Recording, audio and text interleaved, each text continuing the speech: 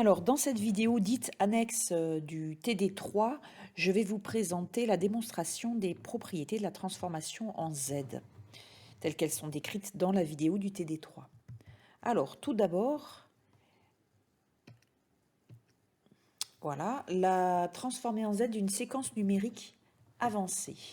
Donc, on va partir de ce que l'on connaît. On va supposer que l'on connaît la transformer en Z du signal de départ avant de l'avancer. D'accord? Donc grand F de Z, c'est la transformer en Z du signal FE. Donc ça va donner la somme pour k variant de 0 jusqu'à l'infini des f de kte z puissance moins k. Et on cherche la transformer en Z du signal avancé.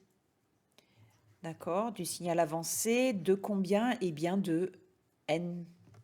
Donc ça va être la somme pour k variant de 0 à l'infini des f de kte plus nte fois z puissance moins k.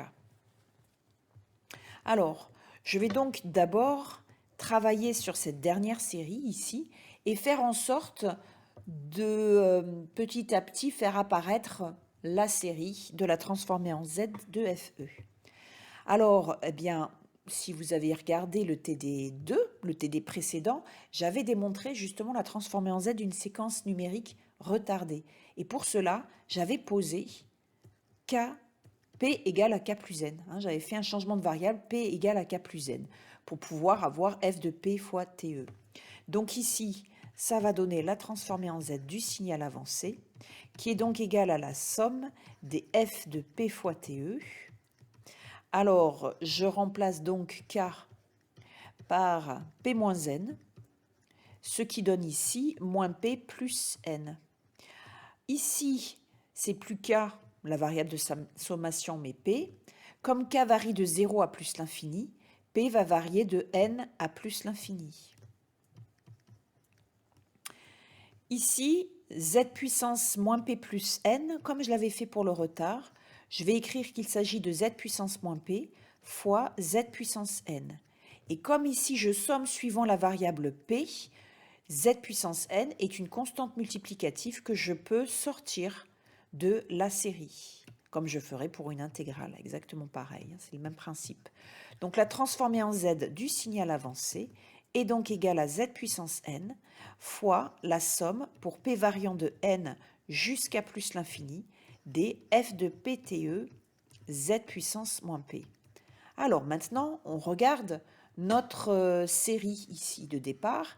Et qu'est-ce qui va changer? Eh bien, je pense que vous avez remarqué, c'est l'indice de départ. D'accord? Ici, dans la série, on démarre à 0 et dans celle du signal avancé, on démarre à n. Alors en fait, on va écrire que cette série ici, c'est la série démarrant à 0, à laquelle on va enlever les termes qui sont en trop.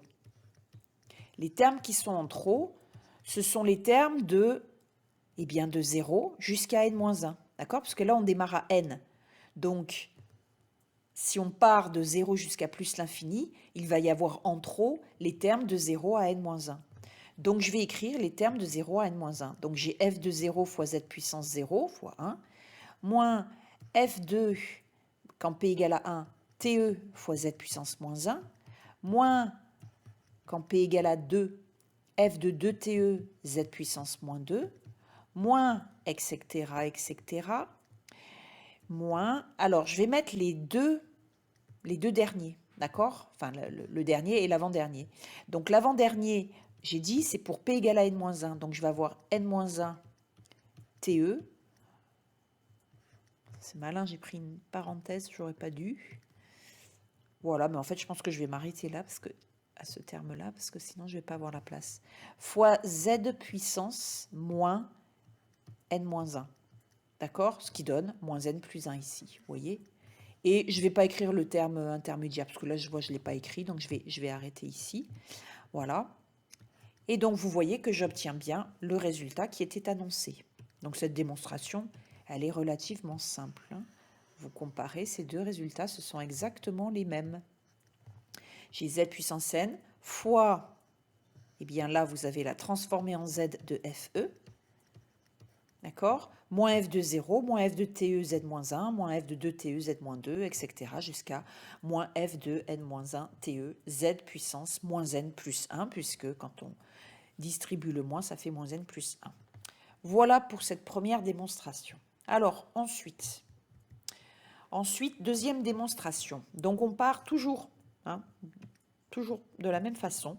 C'est-à-dire qu'on suppose connaître grand F de Z, la transformée en Z du signal de départ, d'accord, qui est par définition la somme des F de KTE fois Z puissance moins K, où K varie de 0 à plus l'infini. Et nous, ce que l'on cherche, c'est la transformée en Z de A puissance KTE, FE, d'accord, que l'on note aussi F de KTE. Hein. Donc ça va donner, alors attendez, je vais l'écrire ici, plus trop de place, la somme pour K variant de 0 à plus l'infini des A puissance KTE fois F de KTE, Z puissance moins K. D'accord? Alors, ici, eh bien, je vois que j'ai en commun le F de KTE, donc ça, je suis contente. Je n'ai pas besoin de faire de changement de variable, d'accord? Par contre, c'est le A puissance KTE qui m'embête. Eh bien, je vais le regrouper avec le Z puissance moins K. Je ne peux pas le sortir de l'intégrale, hein, ce A puissance KTE, à cause du K, qui est la variable de sommation. Donc, je ne peux pas le sortir de l'intégrale. Par contre, je peux le regrouper avec le Z. C'est-à-dire A puissance KTE fois Z puissance moins K. Vous êtes d'accord que je peux l'écrire aussi A puissance TE fois Z puissance moins 1, le tout à la puissance K. D'accord? Donc, c'est ce que je vais faire. Donc, la transformer en Z de mon signal...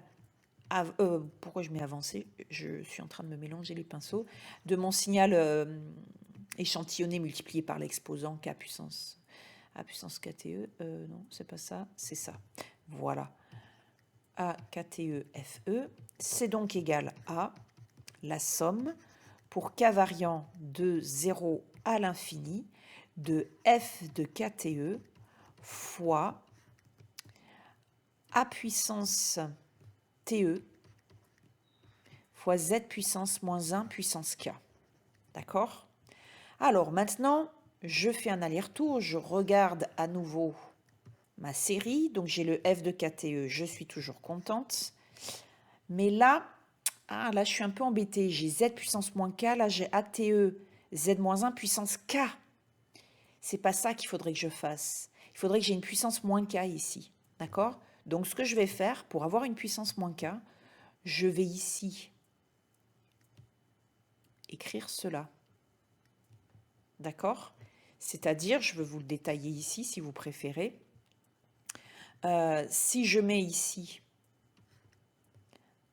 si je dis que ici j'ai moins 1 fois K, il faut que là aussi je multiplie par moins 1 chaque exposant. Vérification, si vous n'en êtes pas convaincu, on va faire le travail inverse ici. D'accord? Donc si je fais le travail inverse, c'est-à-dire je vais exprimer ici ce produit à la puissance en produit de chaque terme à la puissance moins K. Donc ça va me donner A puissance moins TE fois moins K. Ça fait KTE. Et Z puissance 1 fois moins K, ça fait Z puissance moins K. Donc on retrouve bien le résultat de départ. OK? Alors le fait d'avoir fait ça, qu'est-ce que ça va me permettre de faire? Bien, regardez bien en fait. Ici, vous avez la même formule, sauf que le Z, c'est A puissance moins TE Z. D'accord? Donc ici, je vais juste enlever ça parce que c'est moche. Voilà. Donc ici, en fait, regardez bien, j'ai F de Z, qui est égal à la série des F de KTE fois Z puissance moins K. Donc là, je vais avoir F de quoi? Tout ça, là, ça va être grand F de quoi? Je vous laisse réfléchir. Eh bien, en fait, oui, tout ça, c'est votre Z de tout à l'heure, si vous voulez. D'accord? Le Z de la première série. Donc, Là, j'ai z, et bien du coup, je vais remplacer ici z par a puissance moins te fois z. D'accord? Donc la transformer en z d'un signal échantillonné multiplié par une puissance a puissance kte, hein, eh bien, ça donne la transformer en z du signal fe en z sur a puissance te. Voilà. OK. Alors, la suite. La suite, transformer en z de kte fois f de kte. Alors, on part toujours de la même façon. On connaît la transformer en z de fe, d'accord, de f de kte si vous voulez. Donc, j'ai le note grand F de z. Et c'est la somme pour k variant de 0 à l'infini des f de kte fois z puissance moins k. Et on cherche la transformer en z de kte fois f de kte. Donc ça, par définition, c'est la somme pour k variant de 0 à l'infini de kte fois f de kte fois z puissance moins k. Alors, je regarde d'un peu plus près, et là, je me dis, donc, hein, vous savez, c'est toujours le même travail, hein, vous devez essayer de faire apparaître cette série. Hein. Voilà, donc on a bien f de kte, ça on l'a, ça il n'y a pas de problème. Z puissance moins k aussi, tout ça on est content. Mais là où on n'est pas content, c'est le k fois te. Alors, le te ne pose pas de problème puisque c'est une constante. D'accord? Par rapport à l'index de sommation qui est k, ici c'est une constante, donc je peux le sortir de l'intégrale. Donc, j'ai déjà que la transformer en z de kte fois f de kte, c'est donc égal à te fois la série pour k variant de 0 à l'infini de k fois f de kte z puissance moins k. Alors, on regarde ça et on se dit, il y a toujours le k là qui m'embête. D'accord? Ce k là, il est très embêtant ce k. Donc, on ne peut pas le sortir de la série, c'est pas possible. Hein. OK? Par contre, si on regarde bien, on se dit en fait, si on dérive z puissance moins k, ça va faire moins k fois z puissance moins k moins 1. D'accord?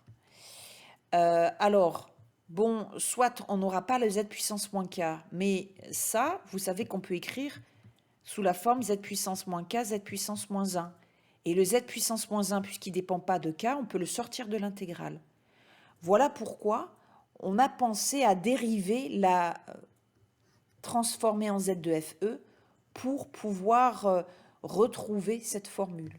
Donc, c'est ça qui nous donne, c'est cette astuce-là, qui nous donne l'idée de dériver grand F en z. Donc, on dérive la série pour k variant de 0 à l'infini des f de kte fois z puissance moins k. Alors là, attention, parce qu'on a la dérivée d'une somme infinie. Vous savez que quand on dérive une somme finie, la somme u plus v, c'est u' plus v', c'est la somme des dérivés.